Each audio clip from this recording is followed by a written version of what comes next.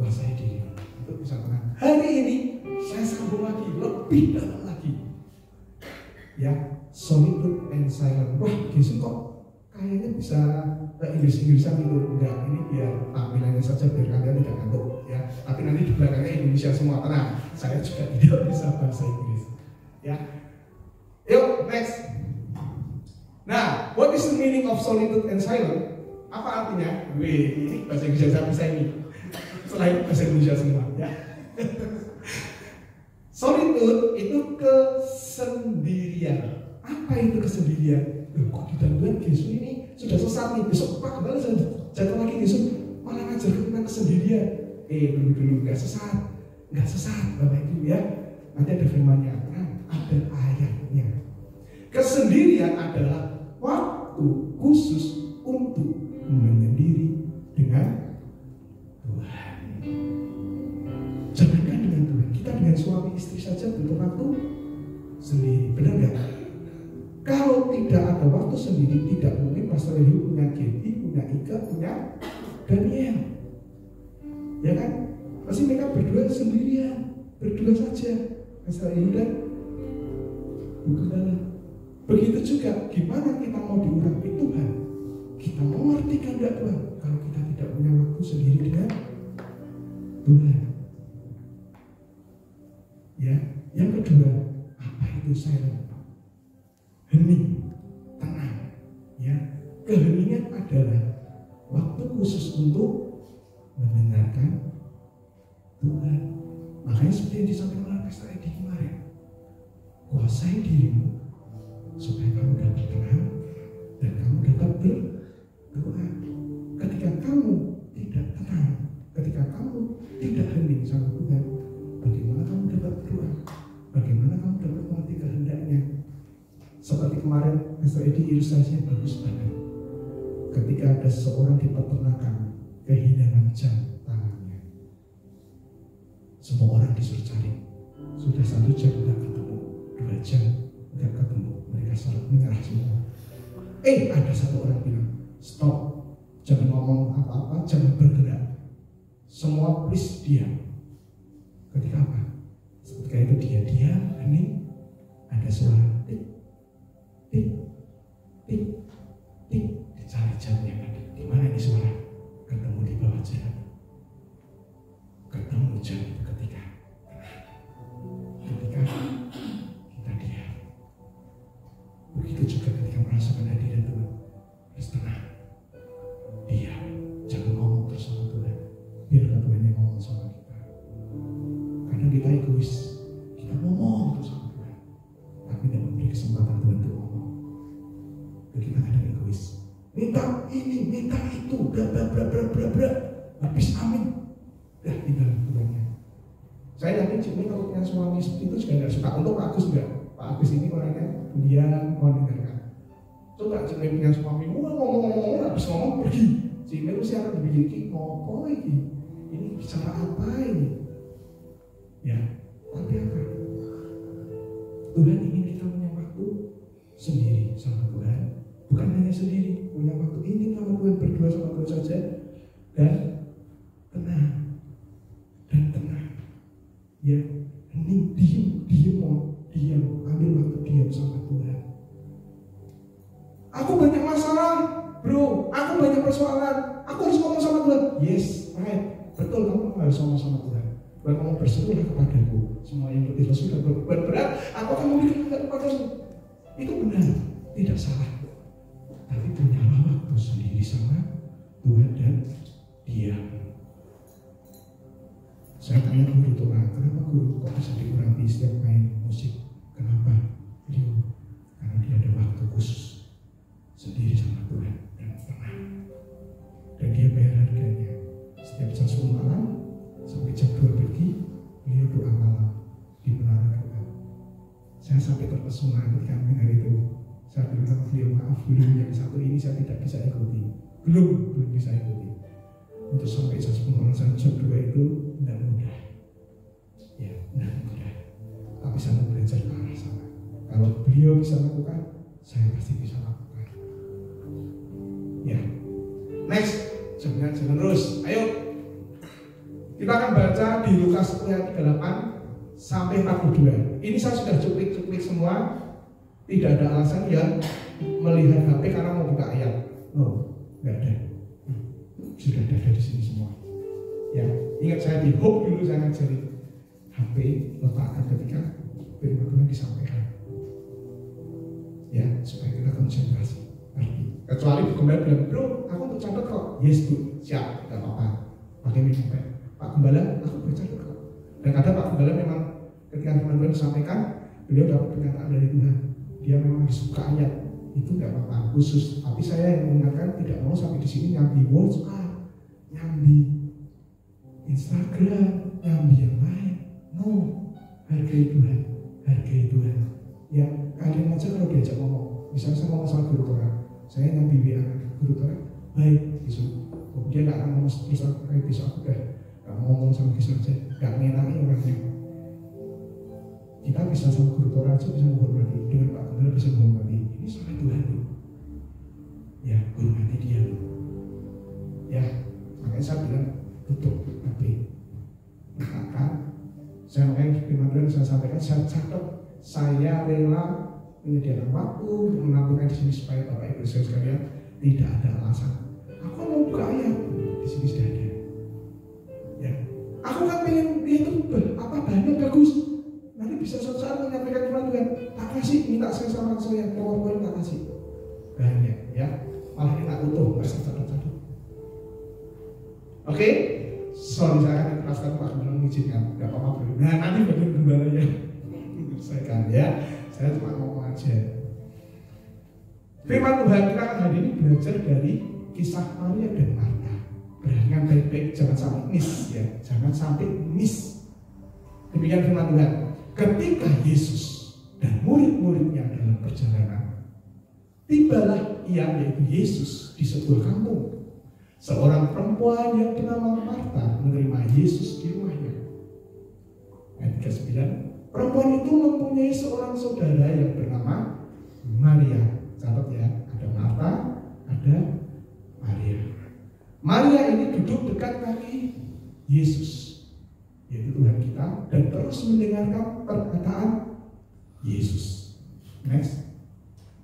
Di ayat 40, sedang Marta sibuk sekali melayani. Ia mendekati Yesus dan berkata, Tuhan, tidakkah engkau peduli bahwa saudaraku membiarkan aku melayani sendirian? Suruhlah dia membantu aku. Ya, kalau orang Jawa bilang, Tuhan Yesus, kompon Maria yang bantu aku toh, masa aku dewean Tuhan, sibuk sendiri. Ya komplain sama Tuhan. Kenapa Maria tadi duduk di bawah kaki Yesus, dia mendengar semua perkataan Tuhan. Ya, pasal dikatakan, tetapi Tuhan Yesus menjawab, Marta ya, Marta, engkau khawatir dan menyusahkan diri dengan banyak perkara. Next. Tetapi hanya satu saja yang perlu.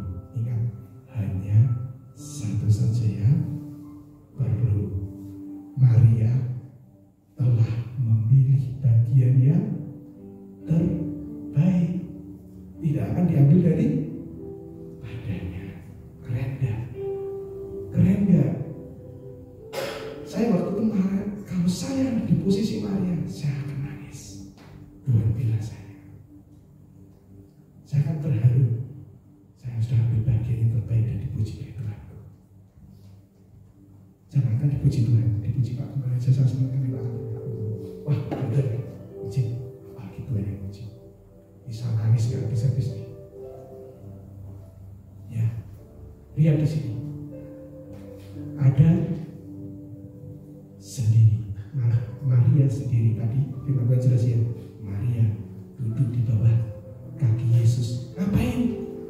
Cuma duduk dan diam dan sendiri sama Tuhan. Gak ngapa-ngapain tuh. Duduk berdua sama Tuhan toh ya, berdua sama Tuhan saja, dan dia diam. Dia tidak ngomong.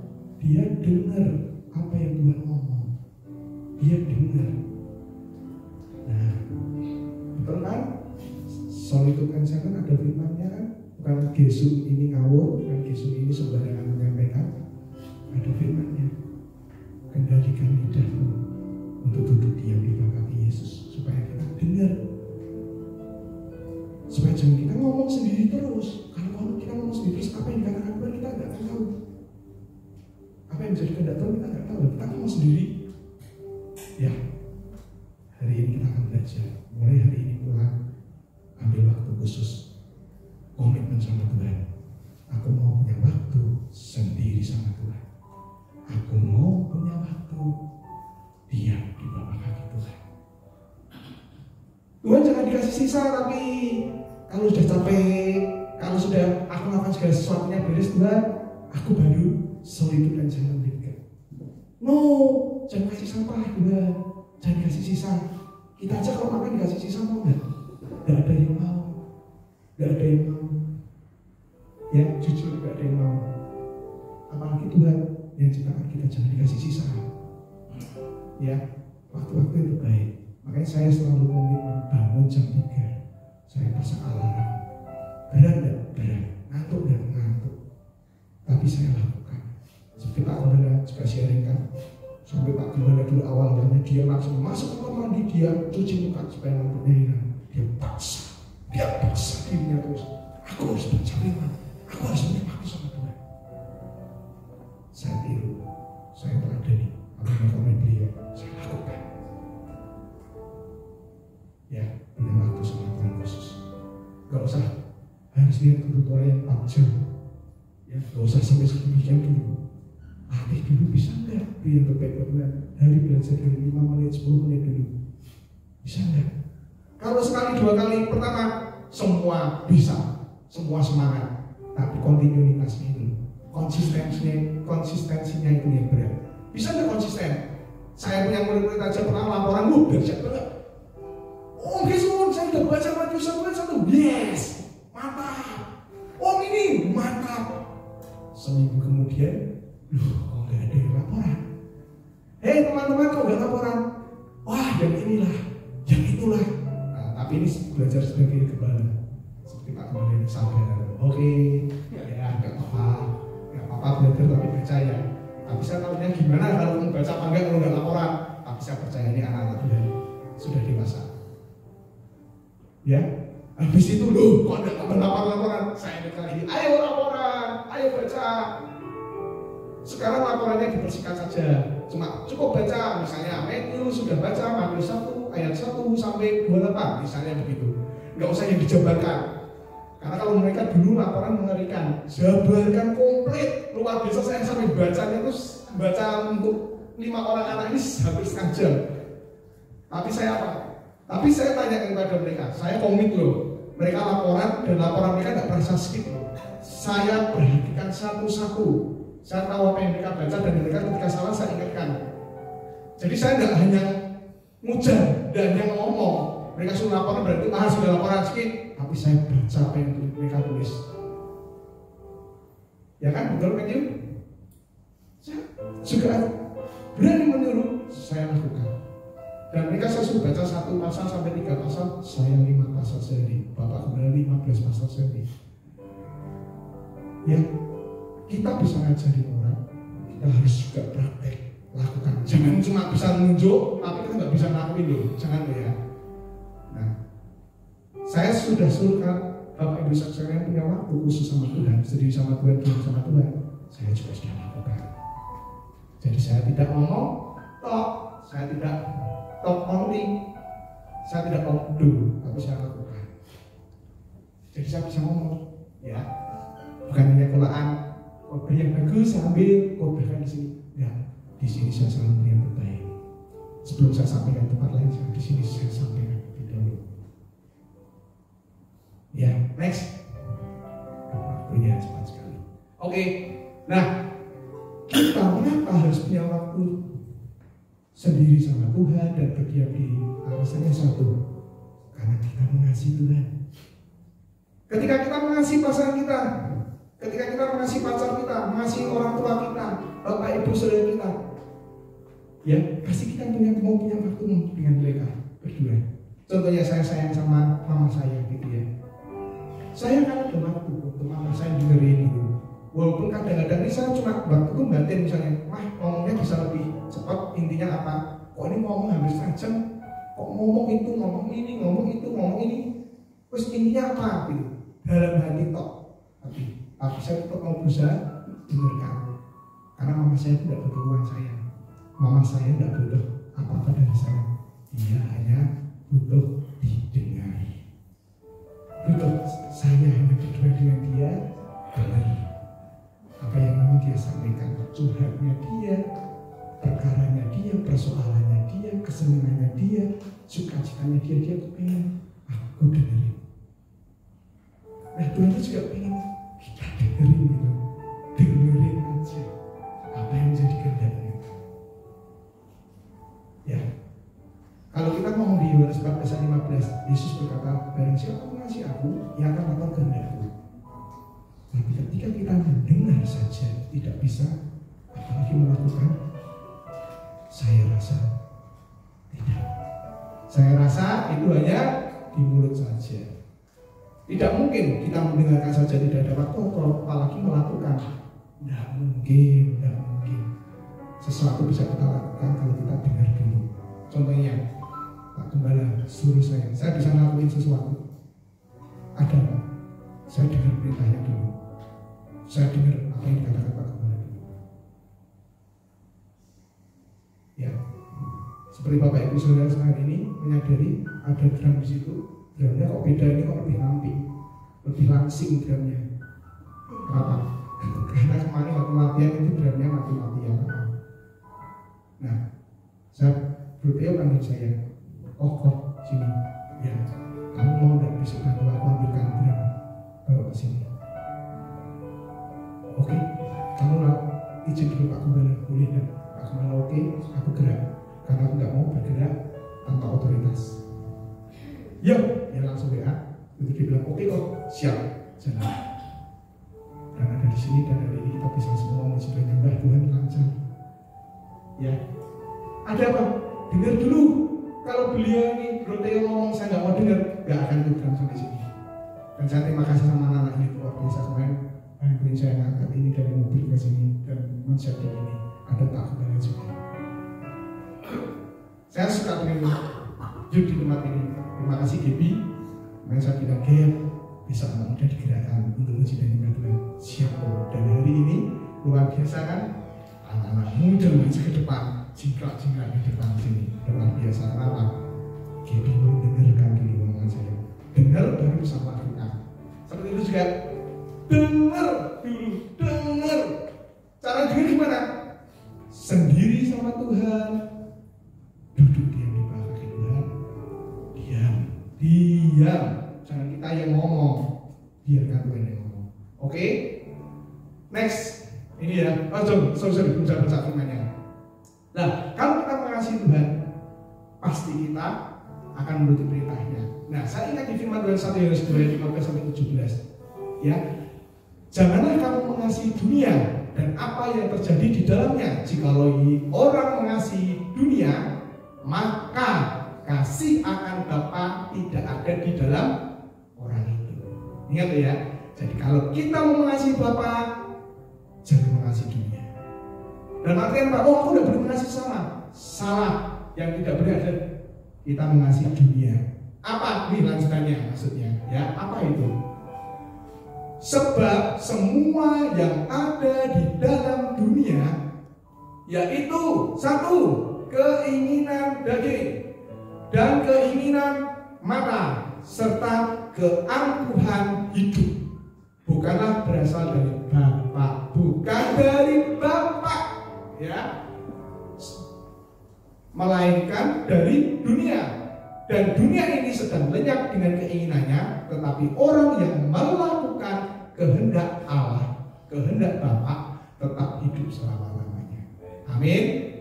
Siapa mengasihi Tuhan di tempat ini? Angkat tangan. Siap lo ya, bukan sekedar angkat tangan lo, bukan sekedar angkat tangan lo ya. Beneran lo mengasihi Bapa ya. Mengasihi Bapa apa?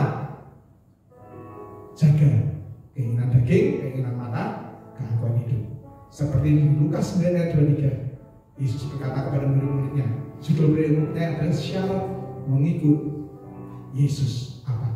Menyangkal diri, memikul salib setiap hari, dan mengikut aku. Jelas Yesus juga berkata, sangkal diri, keinginan daging, sangkal. Aku pengen marah kalau lihat istri aku, suamiku. Aku pengen marah kalau lihat orang tuaku. Stop. Mulai hari ini tidak ada yang berkata demikian. Mau suami, mau istri jengkelkan seperti apa? Tetap kasihi, tetap sayangi, tetap doakan. Aku benci sama mertuaku, aku benci sama mamaku, papaku. Saya gitu. Ingat, kasih. Ya, kasih. Itu keinginan daging. Emosi itu pengen marah itu keinginan daging. Harus skip. Lewat, buat jauh-jauh. Karena kita mengasihi Bapak. Ya, mulai hari ini nggak ada yang begitu lagi. Karena kita tadi waktu saya sudah katakan kalian semua setuju loh mengasihi Bapak, mengasihi Bapak. Lakukan ini. Ya, ada sebuah cerita. Ini mungkin sudah pernah saya ceritakan di HOP ya. Tapi di sini saya ulang lagi karena ada beberapa yang mungkin waktu itu tidak dengar. Ada kisah di Cina, ya. Ini kisah nyata. Tapi namanya saya kasih ganti seorang ibu namanya Amoy. Di sini tidak ada yang namanya Amoy kan? Nah, si Amoy ini bilang sama anaknya, namanya Aceng. Cen, cewek nih Cen-cennya ini ya. Cen, mama mau pergi ya. Ini musim dingin nih, di depan salju penuh nih, ya. Kamu di rumah dulu, mama mau beli makan untuk kamu. Ya mama, ya mama. Bener ya? Nurut ya? Ya mama. Pergi nih, si Amoy pergi beli makanan. Nah, si Acen itu lihat mamanya keluar, Acen keluar langsung. Ini anak yang gak bener ini ya. Keluar nih, bes. Habis itu mamanya pulang. Acen, mama bawa makanan, gitu ya. Saya jadi kayak Cina itu kalau sama Matthew. Ya Cina itu saya kenal sama Matthew ya anaknya. Nah, terus apa? Loh, kok Acen nggak ada? Loh, Acen kok nggak ada? Wah, kurang ajar. Nah, mulai nih dia nggak bisa menjadikan diri nih. Nih, tadi ya keinginan dagingnya keluar. Wah, kurang ajar anak ini. Nah ini kan memang divorce ya. Maksudnya Amoy sama suaminya cerai. Kurang ajar nih, ini kebiasaan orang. Dasar bapak nah nenek kalau bapak tapi nek apik kok mamae. Itu ya. Begitu juga bapak kalau marah sama anaknya, dasar kemboe ke mamae. Kenapa? Sing apik kok bapak tergantung yang ngomong siapa ini, ya. Tapi kalau di sini nggak ada, yang seperti itu. Di sana punya, ya. Di sini nggak ada yang ngaku maksudnya, ya. Nah, terus tahu nggak? Setelah itu, Acen nggak ketemu. Akhirnya apa?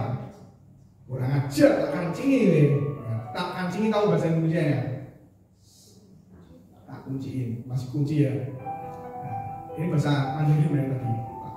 Tak kancingi ya, bahasa Mandarin itu. Nah, tutupin, tutup, cek. Wah, langsung aja datang nih. Baru dingin loh. Rasain biar kapok kamu. Tak strap, misalnya waktu saya dulu SD namanya strap, ya. Dihukum, diemin, mamanya dibalik itu pak diemin dong. Mamanya ini juga kebangetan. 2 jam tadi bukan. Habis itu mamanya, sudah cukup lah, penghukumnya marah sudah hilang. Sama 2 jam ini dompetnya udah hilang. Cukup. Tapi kok gak ada suaranya ya? Apa jangan-jangan Acen pergi? Wah, marah lagi nih.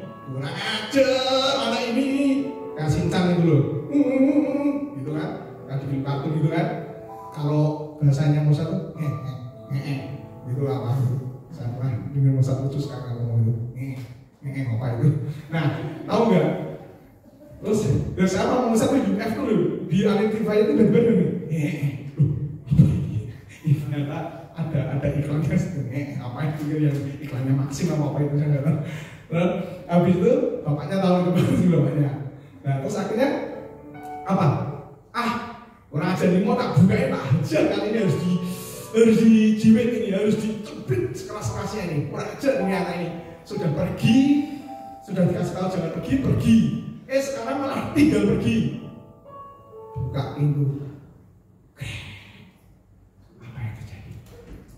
Tiba-tiba Ketika pintu dibuka, ludah, kacanya jatuh, sudah membiru. Mamanya bilang, Cen, bangun Cen, sudah mati. Karena ini mati kedinginan. Terlambat. Mamanya bergeser, aduh mama, percuma. Dan tahu apa yang dibawa Aceh ketika Aceh juga jatuh. Ketika itu dibuka, dia kan duduk di bayi itu buka. Dia sedang membawa bungkusan. Ketika bungkusan itu dibuka, sebenarnya mamanya penasaran, apa sih ini yang dibawa anak ini? Kenapa kok nggak menurut sama aku? Dibuka, isinya roti tar kecil. Dan dia bilang, Mama, aku punya celengan. Ini bongkar celenganku. Ini hari ini lapangnya Mama. Hari ini ulang tahunnya Mama. Ditulis di situ, aku tidak pelit buat Mama. Aku nabung tiap hari, aku nggak jajan karena aku tahu hari ini ulang tahunnya Mama. Dia beli roti tar buat Mama. Mama itu semakin nangis. Ternyata apa? Dia keluar memang sengaja supaya dia mau surprise buat mamanya. Tapi apa yang didapat anak ini? Karena mamanya mengikuti keinginan dagingnya itu marah, jengkel. Akhirnya anak ini menikah. Padahal dia mimpi yang terbaik. Ya, nah jadi ayo kita semua jangan mengikuti keinginan daging kita. Firman Tuhan tidak pernah salah. Firman Tuhan tidak pernah salah. Loh, bro sendiri aman. Kalau mertua aku bilang, ya aku hidup lawan loh. Ingat firman Tuhan. Kemarin boleh masuk lakukan itu. Gak tahu kan? Per detik ini sudah tahu benar-benar Tuhan tidak ada seperti itu lagi. Ya, tidak ada seperti itu lagi. Harus. Tuhan ngomong apa? Kasihlah sama manusia seperti dirimu sendiri. Kasihi. Bagaimana kita bisa mengasihi sesama kita kalau mertua kita sendiri atau mama kita sendiri, adik kita sendiri yang paling dekat dengan kita tidak bisa mengasihi. Saya bilang orang poinnya bilang bobol. Bahasa benernya itu bilang bobol. Kalau orang dekat sama kita saja kita nggak bisa kasih, apalagi orang lain. Tidak ada. Next, waktunya jalan. Good. Belajar, kita mau belajar dari Tuhan Yesus. Ketika dicobai di padang gurun, ketika dia setelah puasa 40 hari, ya kita mau belajar seperti Yesus. Luar biasa. Di Matius 4. Ini perikopnya sebenarnya Matius 4 ayat 1 sampai 11. Tapi saya cuplik ambil poin-poinnya ya. Di Matius 4 ayat 3 sampai 4 dikatakan, lalu datanglah si pencoba itu, yaitu setan, iblis, dan berkata padanya, jika engkau anak Allah, perintahkanlah supaya batu-batu ini menjadi roti. Tetapi Yesus menjawab, ada tertulis, manusia hidup bukan dari roti saja, tetapi dari setiap firman yang keluar dari mulut Allah. Yesus memberi teladan yang pertama. Tuhan Yesus mengalahkan keinginan daging. Sebenarnya Yesus bisa berkata enggak, roti jadi. Wong dari 5 roti 2 ikan aja Tuhan bisa memberi makan 5.000 orang laki-laki. Belum yang cewek-ceweknya bermana anaknya dan sisa 12 bakul. Apakah Tuhan Yesus tidak sanggup mengubah batu jadi roti? Sangat sanggup. Tapi Tuhan mau taat dan mengikuti keinginan dagingnya. Nomor 1, tepat dengan firman Tuhan tadi kan yang kita baca bahwa keinginan daging harus kita kalahkan. Datangnya dari dunia. Nih Tuhan Yesus kasih contoh. Yesus sebagai manusia pada saat itu sanggup melakukan. Kita semua pasti sanggup melakukan. Ya. Nomor 2, next. Belajar dari Tuhan Yesus yang kedua. Apa? Di ayat 5 sampai 7. Demikian firman Tuhan. Kemudian iblis membawanya ke kota suci dan menempatkan dia di hubungan bait Allah. Lalu berkata kepadanya, jika engkau anak Allah, jatuhkanlah dirimu ke bawah, sebab ada tertulis mengenai engkau, ia akan memerintahkan malaikat-malaikatnya dan mereka akan menatang engkau di alas tangannya supaya kakimu jangan terantuk kepada batu. Dan kita lihat apa jawab Yesus. Yesus berkata kepadanya, ada pula tertulis, janganlah engkau mencobai Tuhan Allahmu. Teladan yang kedua yang Yesus berikan ketika kita ada pencobaan apa? Yesus mengalahkan keangkuhan hidup. Yang ditawarkan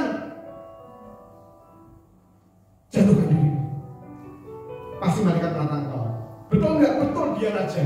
Tapi Tuhan Yesus tidak mengikuti keangkuhan. Dia nggak mau sombong. Walaupun dia raja, dia memiliki kehidupan, tapi dia nggak mau sombong. Next, berikutnya. Belajar dari Tuhan Yesus yang ketiga adalah apa? Dan iblis membawanya pulang ke atas gunung yang sangat tinggi dan memperlihatkan kepadanya semua kerajaan dunia dengan kemegahannya, dan berkata kepadanya, semua itu akan kuberikan kepadamu jika engkau sujud menyembah aku. Itu menyembah setan. Tapi luar biasa Yesus kita ini, Tuhan kita. Apa jawabnya? Maka berkatalah Yesus kepadanya, enyahlah iblis, sebab ada tertulis, engkau harus menyembah Tuhan Allahmu, dan hanya kepada Dia sajalah engkau berbakti. Yesus mengajarkan hal yang ketiga, apa? Mengalahkan keinginan mata. Yesus ditunjukkan nih, wah ini semua nih kemegahan dunia. Tapi Yesus bisa kalahkan itu. Ya, jadi tepat persis firman Tuhan yang tadi di 1 Yohanes dikatakan apa? Keinginan daging, keinginan mata, keangkuhan hidup harus kita tinggalkan. Kita harus bisa kalahkan. Bisa enggak? Bisa. Tuhan Yesus ketika jadi manusia bisa melakukan itu. Kita semua yang mengaku sebagai murid-murid Kristus pasti bisa. Tinggal kita mau atau tidak. Simple. Next. Nah, saya mau jelaskan manfaat solitude and silent dengan Tuhan. Ketika menghadapi pencobaan ini ada manfaatnya gitu. Ya, ketika kita menjalani hidup kita sehari-hari, itu ada manfaatnya. Ketika kita pagi hari sudah memberikan waktu sendiri dengan Tuhan, duduk diam di bawah Tuhan, itu ada manfaatnya. Apa manfaatnya? Satu, kita jadi orang yang memiliki respon yang benar terhadap setiap ujian atau pencobaan. Jadi ada masalah, kita responnya sudah jadi benar. Kita nggak takut. Kenapa? Karena kita sudah punya waktu sendiri sama Tuhan. Kita sudah dengar apa yang dikatakan Tuhan. Jelas. Jadi kita nggak takut lagi. Kita punya respon yang benar. Oke, pencobaan, nggak apa-apa kamu hadir dalam hidupku. Aku akan kalahkan kamu. Aku akan lewati kamu. Seperti Pak Gembala bilang, tidak lolos, tapi lulus. Ya, lewati, jangan dihindari, lewati aja, kalahkan. Nomor 2, kita ketika dekat sama Tuhan sendiri dan diam diri, kita dapat menghadapi dan mengatasinya dengan cara yang benar. Nah, yaitu apa? Kita pada masa berdoa, kita membaca firman Tuhan dan memperkatakannya firman Tuhan itu dan melakukannya. Ya. Nah, salah satu duduk diam di suara Tuhan gimana? Baca firman. Ketika kita baca firman, itu Tuhan bicara sama kita. Kita diam. Makanya maksud saya tadi itu apa? Diam. Ketika Tuhan ngomong, salah satunya apa? Baca firman. Apa nih Tuhan ngomong apa? Perkatakan. Makanya saya sering ngajarin murid-murid saya, kalau baca firman, jangan di dalam hati, perkatakan, baca. Minimal telingamu bisa dengar suaramu ketika baca firman, supaya telingamu dengar. Karena ingat ya, iman timbul dari pendengaran akan firman Tuhan. Dan yang dibaca di batin kok, siapa yang dengar? Kita harus dengar. Ya, oke, mendengar. Oke, next. Waktu tinggal 3 menit. Nah, di 1 Korintus 13 kita ingat nih. Kenapa kalau kita dekat sama Tuhan, kita tahu ini firman Tuhan jelas sekali. Pencobaan-pencobaan yang kamu alami ialah pencobaan-pencobaan biasa yang tidak melebihi kekuatan manusia. Ini jaminan Tuhan loh. Pencobaan kita tidak akan melebihi kekuatan manusia kok. Tuhan kasih pencobaan, bukan Tuhan tidak pernah memberi pencobaan. Ya, tapi itu seringkali yang memberi pencobaan adalah ya pasti yang memberi pencobaan hanya setan. Nah, ketika setan mencobai kita, Tuhan itu tahu tidak akan kita dibiarkan melebihi kekuatan kita. Ya, tidak akan pernah melebihi kekuatan kita. Tuhan tahu batas kita. Nah, di sini dikatakan sebab Allah setia dan karena itu Ia tidak akan membiarkan kamu dicobai melampaui kekuatanmu. Pada waktu kamu dicobai, Ia akan memberikan kepadamu jalan keluar sehingga kamu dapat menanggungnya. Loh, firman Tuhan jelas loh. Allah setia. Ketika kamu mengalami pencobaan itu dari setan, ya pasti pencobaan itu dari setan. Nggak ada. Allah tidak bisa dicobai dan tidak mencobai siapapun juga. Itu yang diajarkan Pak Gubernur ke saya. Saya dulu waktu masuk divisi pertama, saya mungkin berpikirnya selalu berkata juga pencobaan itu Tuhan kadang izinkan berikan. Tapi beliau ngomong, brother, enggak, Tuhan tidak pernah. Saya ingat waktu habis khotbah saya disebutkan kata Tuhan tidak pernah mencobai dan tidak bisa dicobai oleh siapapun. Ya, ingat ya. Jadi jangan ngomong, ini pencobaan dari Tuhan. Yes, aku menang. Enggak ada. Pencobaan itu bukan dari Tuhan, dari setan. Jelas di sini kita dikatakan Tuhan ngomong pada waktu kamu dicobai. Jadi artinya ada yang mencobai. Siapa? Setan. Ketika setan mencobai kamu, ia akan memberikan kepadamu jalan keluar sehingga kamu dapat menanggungnya. Nah, kalau kita hidup solitude and silent, yaitu sendiri dengan Tuhan, punya waktu diam sama Tuhan, dengerin apa yang Tuhan katakan. Ketika ada masalah datang, kita tetap tenang. Oh, aku ingat kok, ini firman Tuhan berkata bahwa apa yang aku alami tidak akan melebihi kekuatanku. Masalah silahkan terjadi, tapi aku tidak pernah takut karena Tuhan sudah berkata Dia Allah yang setia. Dia sudah memberikan janji pada kita, aku akan memberi kekuatan kepadamu. Amin. Tepat jam 12 ya, jam 10 tepat saya selesai. Amin. Yuk kita berdiri.